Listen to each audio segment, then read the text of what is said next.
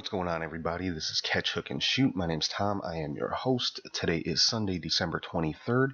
Hope everybody's having a good holiday weekend so far. Hope everybody gets a chance to spend time with friends and family and enjoy the holiday. Hopefully everybody's got at least one day off of work. And thanks to everybody who's been following the show, who's been downloading and watching on Podbean, Spotify, iTunes, Apple Podcasts, Google Play, YouTube, Twitch, and any place else you might find podcasts. And hope everybody's following on social media, Facebook, Twitter, Instagram, Snapchat. And if you ever want to shoot me an email, as always, it's catchhookshoot@gmail.com.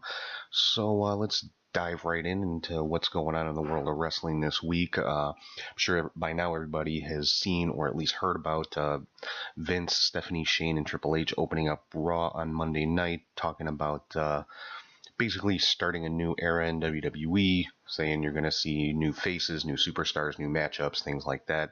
I posted on social media at the time, it was a really good speech. They said a lot of good things. Now we have to wait and see if it's going to be put into action, and if the actions are going to, uphold the words, so to speak.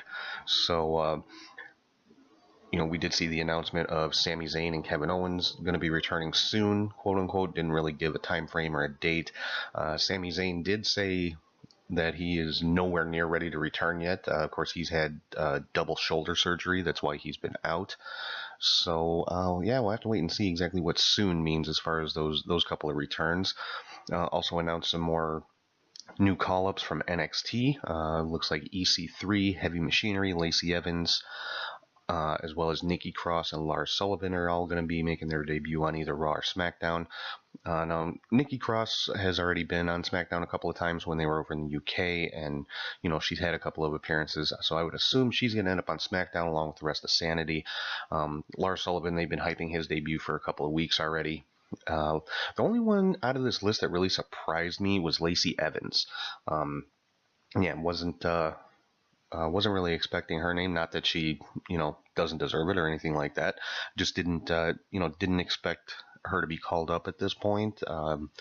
She hasn't been in NXT as long as some of the other women superstars there, but she's definitely got a unique look. She's a little different from your typical WWE women's wrestler. So I'm curious to see where she's going to land on the main roster and what kind of programs they're going to put her into.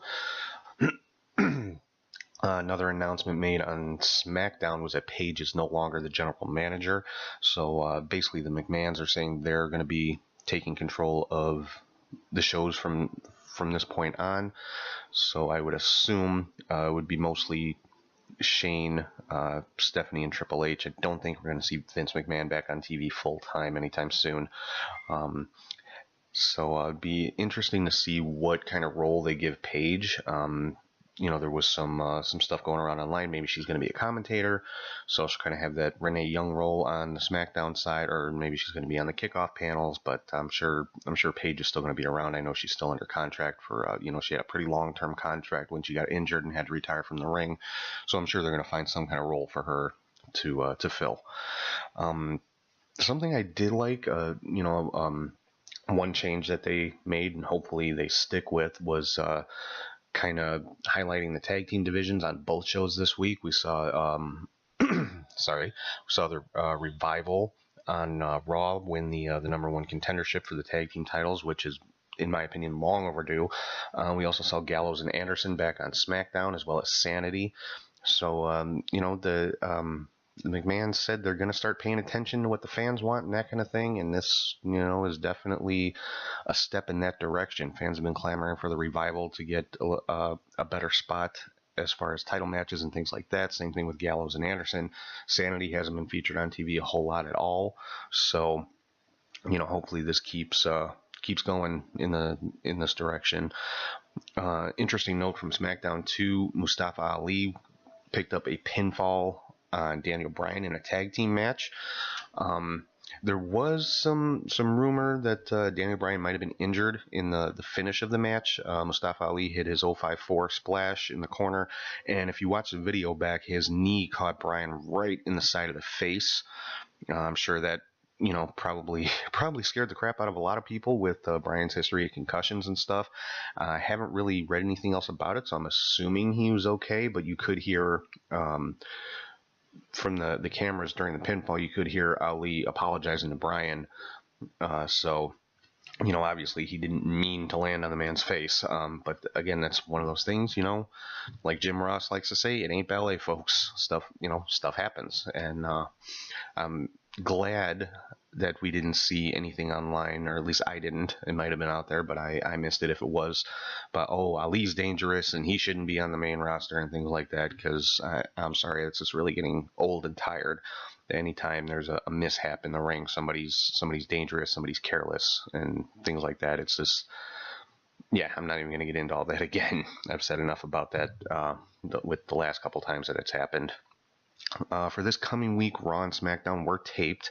So, the Christmas Day and New Year's Day, or the Christmas Day episode, Christmas Eve and Christmas Day, I'll get it right one of these times, episodes of Raw and SmackDown are already in the can, which to me is good. Give the superstars the holiday off, let them spend time with their family. I know a lot of people reiterated that same sentiment online. Then you had other people complaining, they're taping the show, it's not going to be as good. Well, so what? It's a tape show. How many people are going to be home, or how many people are going to be home sitting in front of their television Christmas Eve or Christmas Day? I know I'm going to be doing family stuff. I'll have to catch it later on or whatever. So I don't think it's that big of a deal. And these are the same people that were complaining last year about WWE forcing their superstars to work on Christmas Day. So it's with that particular cross section of fans, you really can't win. They're going to complain no matter what. So it is what it is. I'm not going to give away any spoilers from the tapings. I have already read the results, and as you would expect with tape shows, nothing major happens. There was one title change, which WWE themselves has already announced. So I'll go ahead and announce it here. Rusev defeated Shinsuke Nakamura for the United States Championship on SmackDown. So hopefully the U.S. title will start having a little bit more prominence on SmackDown, because really the last few months it hasn't been a part of any big storylines, which is kind of sad. The U.S. title's always been one of my favorite championships, going all the way back to the NWA days. So, I'm hoping this is a start of a better trend with that as well. Some other news coming out of the supposed new era. Dave Meltzer is reporting that Finn Balor could be in line for a major push. Another thing that a lot of fans have been clamoring for. And also that Shinsuke Nakamura, contrary to some rumors going around online, is not going back to Japan and New Japan when his contract is up with WWE. Now, that doesn't necessarily mean he's going to stay with WWE. It just basically just said he's not going back to Japan, but he, whether or not he stays with WWE remains to be seen. There's plenty of other places he can go. Ring of Honor is one that comes to mind. Somebody who's definitely in need of some more top tier stars, since they've lost Cody Rhodes and Hangman Page and the Young Bucks. So we'll see what happens with Nakamura. I believe his contract is up sometime in 2019, so we'll see where he lands. Impact Wrestling announced this week they are changing networks yet again, moving from Pop TV to the Pursuit channel, which unfortunately on the cable system that I have, I do not get the Pursuit channel, so I won't be able to watch Impact unless they happen to start carrying that channel sometime soon. But as of January, Impact is moving to the Pursuit channel. A lot of people were asking, well, how come they didn't move to a bigger network that's more accessible and things like that? From what I read, Anthem Entertainment owns a stake in the Pursuit channel, so that really, from a business standpoint, makes a lot of sense. I'm sure it will, I'm sure financially it's a better deal for them to work with the Pursuit channel. So and Impact, has been improving by leaps and bounds over the last year. So I'm sure they're going to try to continue in the same direction. Hopefully, like I said, I will be able to somehow, some way continue to watch it, because I've really been actually getting interested in Impact again. Some other TV news. I'm sure everybody knows by now. WOW Women's Wrestling is going to be debuting on Access TV in January, so that's just another wrestling show for everybody to watch and keep up with. I mean, the state of wrestling right now is amazing. It's a great time to be a wrestling fan, just because there's so much out there.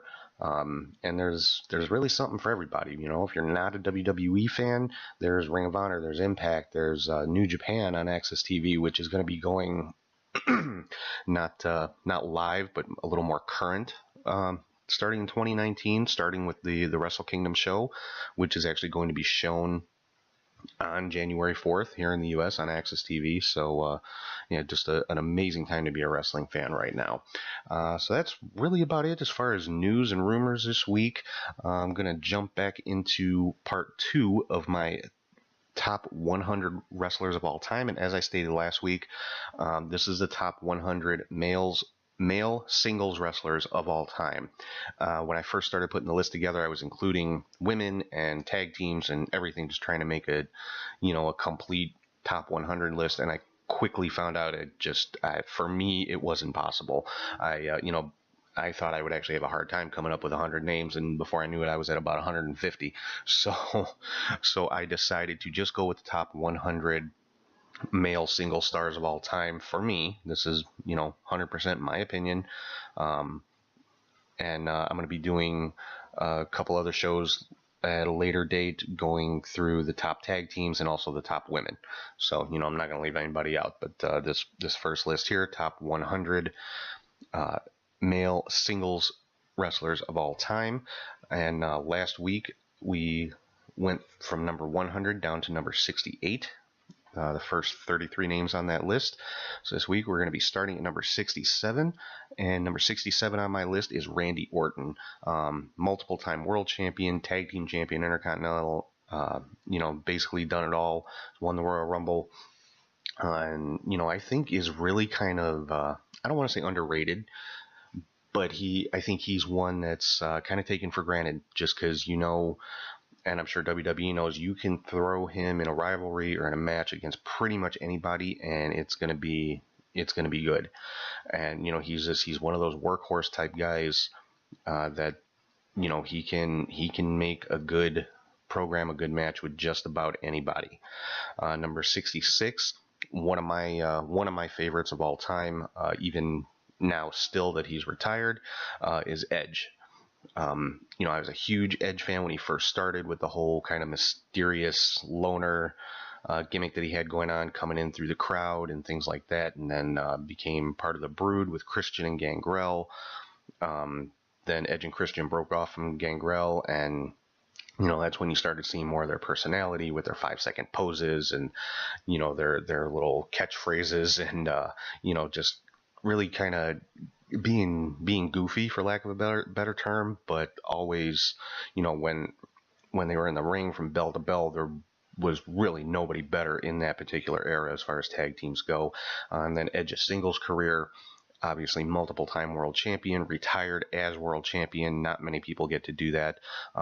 His career was cut short because of injuries, unfortunately, because I'm sure he still, could have had a few pretty good years after that. I don't know if he'd still be going now, but yeah, one of the top singles guys, probably, I would say, John Cena's best opponent that he's had, best rival that he has had in his long career. And even now, since retirement, he's gotten into acting. He's a regular on the History Channel show Vikings. He and Christian do the podcast. They've got their show on the WWE Network, and which both of those things, the podcast and the network show, both utterly hilarious. If you haven't checked them out, please do. If you're a fan of Edge and Christian, you're gonna love it. But yeah, so number 66 for me is Edge. Number 65, this is one some people may complain about. The next two are probably some that people are going to complain about, that maybe they should be higher. But you gotta remember, I'm going through a more than 100-year history of professional wrestling here. I'm not just picking guys from my own lifetime and from the time that I've been a wrestling fan. So I'm going from basically 1903 until now. So some people are probably going to be a little lower than a lot of you guys might think, but for me, this is how it breaks down. And then number 65 for me is Daniel Bryan. Just his indie career, he's one of the one of those guys that the fans really would not take no for an answer when it came to him. It's like, it appeared WWE really did not want to give him that push, even though he's one of the best in-ring performers in the world still right now. And I think it was just his size kind of worked against him in that area, because WWE's always been kind of about the bigger guys. But the fans just wouldn't take no for an answer when it came to Daniel Bryan, and really kind of forced WWE's hand to put him at that main event level. I know it was a huge blow to a lot of his fans, and to him as well, obviously, when he had to announce his retirement because of concussion issues. But as everybody knows, he was able to make a comeback this year and is now the WWE champion once again, which honestly surprised the hell out of me. I did not expect WWE, just because of his history with injuries and concussions and stuff, did not expect WWE to make him a top guy again, especially not that quickly anyway. I figured maybe he'd get the U.S. title, maybe he'd end up a tag team champion at some point. Did not expect him to be the guy that quickly. So when he got that victory over AJ Styles and became WWE champion, I think that was really kind of vindication for Bryan and for a lot of people. Moving on to number 64 is Kenny Omega. Really, Kenny Omega right now, probably the number one wrestler in the world, IWGP champion, and he's another guy like Cody Rhodes, like the Young Bucks, who has had a stellar career, has been extremely successful, and has done it without the WWE, which says a lot about Kenny Omega himself, just how much he's willing to work and things like that, and he's definitely earned everything that he's got. So I'm really looking forward to seeing what's going to happen with these elite guys come January. There's supposed to be a big announcement coming. I think most people are assuming it's going to be All Elite Wrestling, but we'll have to wait and see. Maybe they've, because by all accounts, All Elite Wrestling is not supposed to start till 2020, so maybe the elite guys have signed a short-term deal with some other company until that happens, or who knows? I'm sure they can get plenty of freelance work too without having to sign a contract. So I'm definitely excited to see what's going to happen there. Number 63 is Big Sexy Kevin Nash, WWE champion, WCW champion. He's been in TNA, another guy who's pretty much done it all. I think he gets kind of a bad rap by a lot of people just because of backstage politics and things like that. Obviously, he was a member of the Clique. He was part of the NWO in WCW. He was apparently he was the booker there for a little while, but he gets blamed for a lot of stuff that he was not responsible for, like I believe the finger poke of doom. A lot of people say Nash booked that, but according to him, he was not the booker at that time. So, a lot of, like I said, I think he gets a bad rap from a lot of people, but you can't deny his accomplishments in the business and his popularity. And for his size, 7 foot, 300 pounds, the way that he was able to move around the ring and some of the things he could do, one of the better big men in the sport. Number 62, the phenomenal AJ Styles. This is probably another one. Some people are going to say, oh, he should have been so much higher and this and that. But, again, we're talking about over 100-year history of professional wrestling here. But AJ is another guy who really made his name, made his career outside of the WWE, and really the only guy in my recollection to come into the WWE, already a huge worldwide superstar, and be pushed to the top. Normally that's something you don't see from the WWE. He was IWGP champion, TNA champion multiple times. He was the NWA champion. He was a champion in Ring of Honor, not the world champion. He held the, I believe it was ROH Pure Championship before that title was unified with the world title. So, again, somebody who has done it all, and just to see the push that he has gotten since entering the WWE really is unprecedented. Number 61, I really struggled with putting this guy on the list at all because I'm not a huge fan of his, but you really, again, can't deny what he's done in the business, and that's Brock Lesnar. WWE champion on multiple occasions, and just he's an attraction. He's probably the biggest attraction wrestler since Andre the Giant. I don't mean like physical size wise, but I mean as far as drawing power. He's that attraction. I think most people's biggest problem with him is it's not really a problem with him because it's wasn't really isn't his choice. But I think a lot of people's problem with him is the fact that he has been the Universal Champion for so long. I know he's just recently started his current reign, but prior to that he held the title for 500 plus days, I think it was, or 400 and some odd days, who knows, but broke CM Punk's record for longest title reign. But like I said, it's not his choice to be Universal Champion. That's the WWE's call. But like I said, as an attraction, he is probably the biggest draw since Andre the Giant as a special attraction. So he's definitely earned a place on this list. Number 60 is Greg the Hammer Valentine, former Intercontinental Champion in WWE, former United States Champion in the NWA, Tag Team Champion. Basically has done everything except be a world champion. But as far as technical wrestling inside the ring, there are very few who are better than Greg the Hammer Valentine. Number 59 is the Honky Tonk Man, longest reigning Intercontinental Champion of all time. Just one of the greatest heels ever.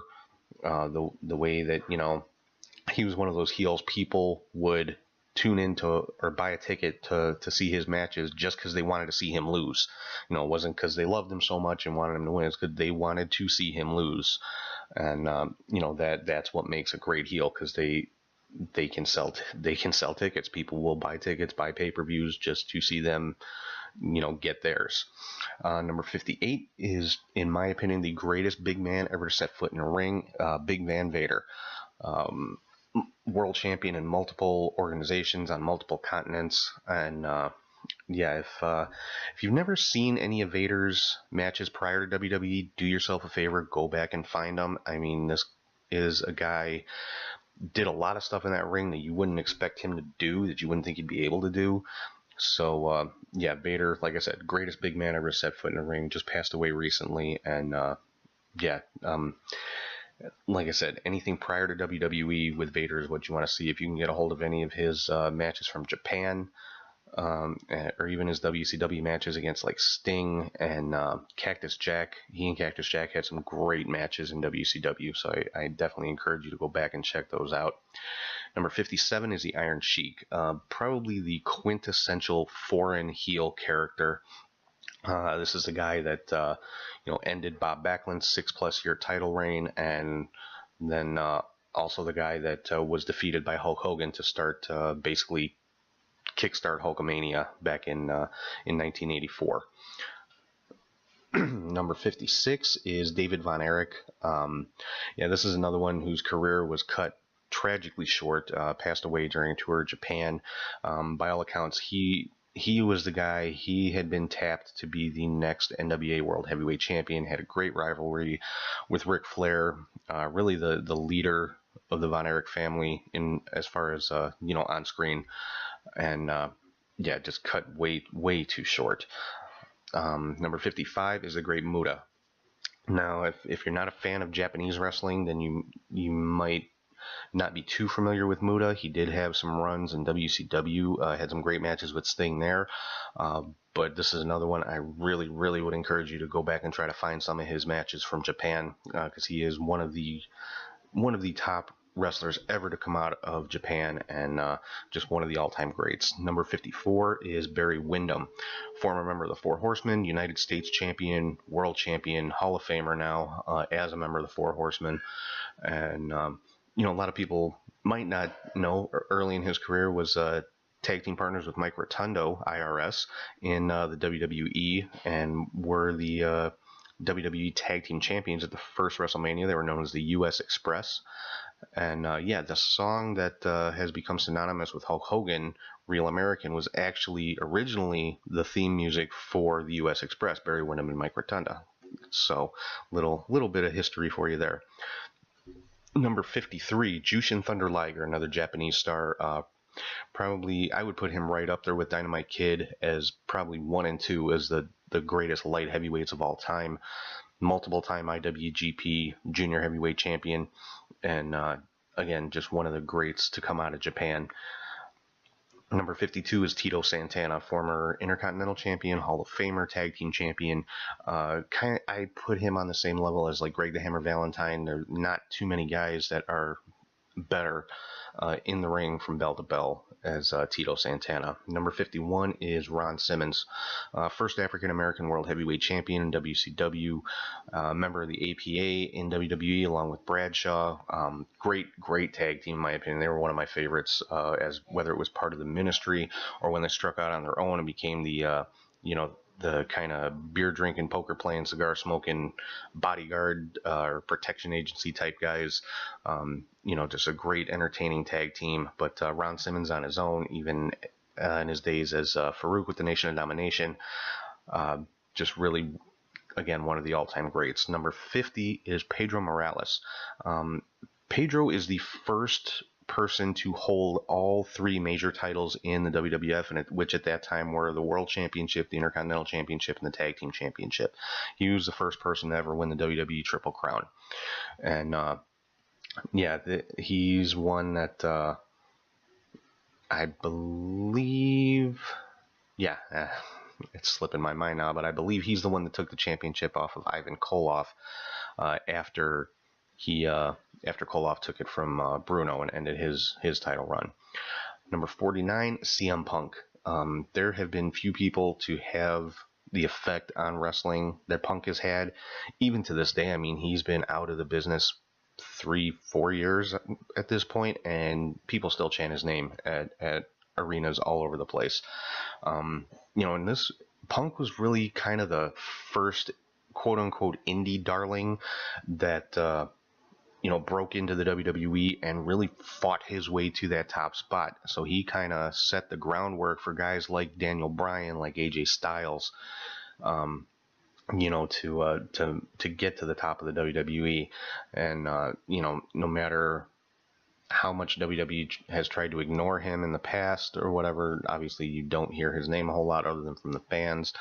You can't deny, the impact that he had in the WWE and in wrestling in general. I mean, he was with Ring of Honor for a number of years before that. Was Ring of Honor World Champion for a time. Had some wonderful, just ridiculously good matches with Samoa Joe in Ring of Honor. Again, if you get the chance, go back and check those out. Number 48, the hardcore legend Mick Foley. Whether you call him Cactus Jack or Mankind or Dude Love or Mick Foley or Mrs. Foley's baby boy, whatever you want to call him, probably the greatest hardcore wrestler of all time. But I think his actual ability to just put on a good wrestling match is really overlooked. A lot of people talk about, or not a lot, everybody talks about, the match with him and The Undertaker in Hell in the Cell when Foley got thrown off the top. But, go back about a year before that. Look at the match he had with Shawn Michaels. It wasn't any kind of hardcore match, cage match. It was just a straight up wrestling match, and it was a classic. It was a great match. So he's just one of those guys that can go in there and put on a great match with pretty much anybody. Like kind of the same thing I was saying about Randy Orton earlier. So I think, everybody acknowledges how great of a hardcore champion he has always been. But I think his wrestling ability and his ability to put on a good match with just about anybody gets overlooked way too much. Number 47 is Shane Douglas. This is the man whose his win for the NWA World Championship kind of kickstarted ECW, and he won the championship tournament, threw the belt down, basically said ECW and the NWA is dead. I'm the ECW World Heavyweight Champion, and that just kind of started that whole revolution. And he's one that, again, along the same lines as Kevin Nash, kind of gets a bad rap. Has burned a few bridges in his day, no doubt about that. But you can't deny his contributions as well. Number 46, probably my all-time favorite ECW wrestler, is Rob Van Dam, one of the best high flyers of all time. I would put him on the same level as a Rey Mysterio.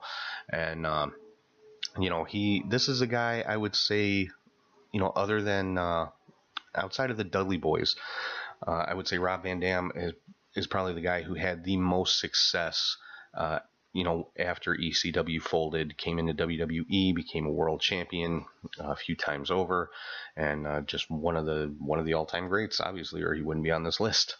Number 45, the bad guy, Scott Hall.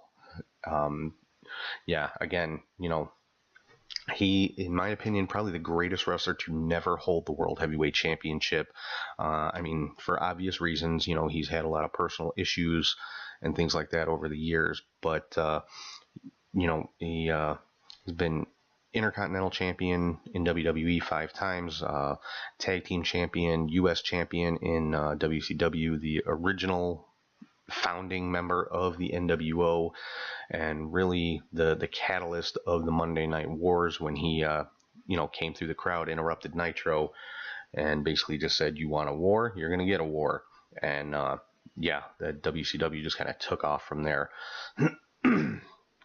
Number 44, the greatest high flyer of all time, in my opinion, is Rey Mysterio Jr. Another one that kind of came out of nowhere, but one who just wouldn't be denied. I mean, came into WWE after WCW folded, not immediately after, it was a little while later, but and became the top dog. Has been World Heavyweight Champion, has been WWE Champion.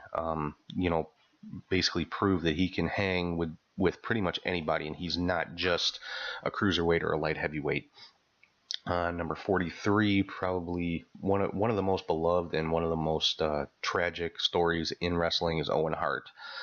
Another one whose life was ended way too soon because of a tragic accident, and just to think of where he could have gone in his career. I mean, by all accounts, he was in line to be world champion probably within the year, of his death. And, it's really sad that he's not in the Hall of Fame, that his wife won't allow it. I understand, or I can sympathize with, she blames WWE for his death, and, maybe rightfully so, but there has to come a time, or there should come a time, in my opinion, let his fans have something. Let his family have that. Let his children have that. Let them see, what their father meant to so many people all over the world. And that's really all I can say about that. Number 42, another tragic story in wrestling is Eddie Guerrero. Another one lost way too soon, and another one along the same lines as Rey Mysterio. You kind of didn't expect him to excel to the level that he did in the WWE, but this is a man who defeated Brock Lesnar for the World Championship. So, he was the top dog in WWE for a good while there. Number 41, Jerry the King Lawler.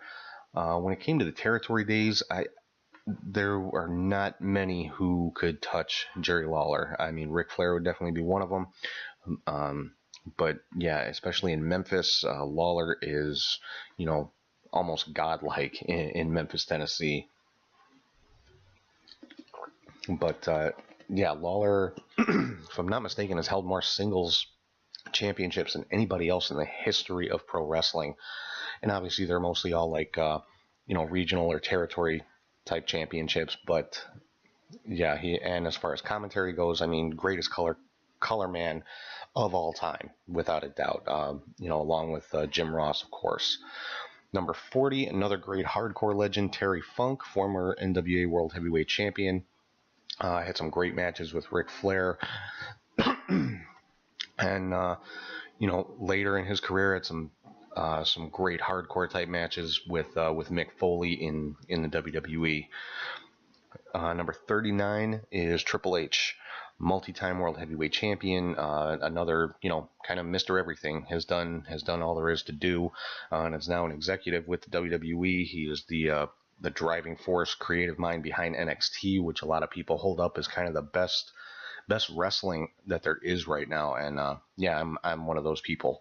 So Triple H has proven, not just in the ring as a wrestler, but also behind the scenes as an executive and as a creative force.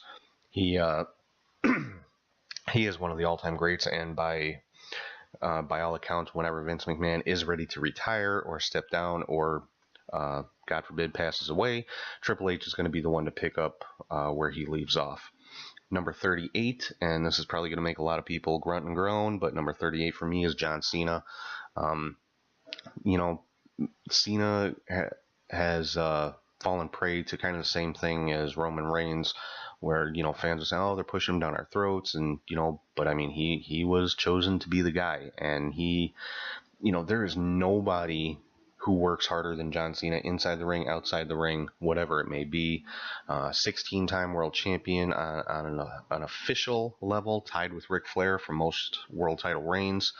And, you know, just, I mean, you know, he's the one everybody says, you know, he's the first one at the arena. He's the last one to go home. Always puts on a good match. I've never seen a bad John Cena match. I really have not. You know, people complain, oh, the 5 moves of doom, that's all he can do. Everybody has their moveset. Everybody's got a 5 moves of doom or a 4, 3, 2, whatever it is. Everybody's got their little finishing set that, you know, their signature moves. So, you know, I think it's just with John Cena, I think it's just people looking for something to complain about. But John Cena, number 38 to me, you know, has more than earned his spot in the top 100 of all time. Number 37 is Konnan. A lot of people might be scratching their heads at this one. I'm not just talking about the WCW Konnan, who was part of the NWO and part of the Wolfpack with the kind of gangster, you know, persona and things like that. I'm also talking about Konnan from Mexican wrestling, who has been compared many times to they call, you know, have called him the Mexican version of Hulk Hogan. Just held up as, you know, the greatest of all time down there. He's not just a wrestling star, movie star, TV star, and pretty much just does it all. So if, you know, if all you've ever seen of Konnan is his WCW matches, go a little bit further back and try to find some of his matches from Mexico. I think you'll be pleasantly surprised, or even some much earlier WCW stuff when he started making like sporadic appearances. When he would wrestle with a mask on and things like that. But yeah, as far as Mexican wrestling goes, he has been the number one guy down there for many years. Number 36, Superstar Billy Graham. And he was unique in that he was really one of the first heel champions to have a really long title reign in WWE. Now, in the NWA, it was more common because they operated under a different philosophy. The NWA's thing was you have a heel champion and you have your top baby faces chase him for the title. That's why, you know, you had Ric Flair was the perennial world champion in the NWA. He was their top heel. You know, WWF always had the babyface champion like Bruno Sammartino, like Bob Backlund, like Pedro Morales, you know, and they would hold the title for a long time. Superstar Billy Graham was really one of the first heel champions in WWF to hold that title for about a year. So that's a significant accomplishment in and of itself. And, you know, his influence can be seen all over the place in pro wrestling, and I think that kind of gets overlooked at times. But you look at guys like Jesse the Body Ventura, you look at Hulk Hogan, even, you know, guys like Triple H, to get into a little more modern times. Superstar Billy Graham is the one, you know, who really influenced all of them. He was kind of the first to have that bodybuilder, really muscular type look. Now, I mean, Bruno Sammartino was very strong, very big guy, but he didn't have the bodybuilder type look. He wasn't really cut up and everything like that, where Superstar Billy Graham was, and was really one of the first ones in WWF to have that look. And, you know, he was wearing the tie-dye and, you know, the bleach blonde beard and hair and things like that. And like I said, you see that influence still going on today. And the last name for today, for the third of this list, at number 35, the Enforcer, Arn Anderson. Again, right up there with Scott Hall as one of the best ever to not hold the World Heavyweight Championship. Of course, most times he was, you know, pretty much Ric Flair's right-hand man. Arn Anderson, the one that coined the name Four Horsemen for himself, Flair, Ole Anderson, and Tully Blanchard originally. And yeah, he was. He always seemed to hold the like the television title, the tag team title multiple times. tag champion in the NWA, WCW, and the WWE, and just one of the best tag team wrestlers of all time, and one of the best singles wrestlers of all time. I cannot say enough about how much respect I have for Arn Anderson. I actually had the pleasure of meeting him at StarCast. Just a great human being, nice guy, and one of the greatest wrestlers of all time. And I don't think anybody would argue with that. This is one that I struggled with. I really think I should put him higher, but then there's all these other guys. So he's number 35 for me. But 35 out of 100, that's still pretty damn good, I think. And so that's going to wrap it up for today. Next week will probably be a pretty short show, since there's really nothing big going on with wrestling this next week, with it being Christmas and everything. But I will have the top 34 to finish this list out. I'm also going to have a special announcement about a special show that I'm going to have coming up in January in a few weeks. So I hope everybody will check out the show to see what that's all about. And yeah, again, thanks everybody who's been tuning into the show, who's been checking it out on Podbean, Spotify, iTunes, Apple Podcasts, Google Play, YouTube, Twitch, and anywhere else you can find podcasts. Please give me a like, a follow, a share on social media, whether it's Facebook, Twitter, Instagram, Snapchat, whatever it might be.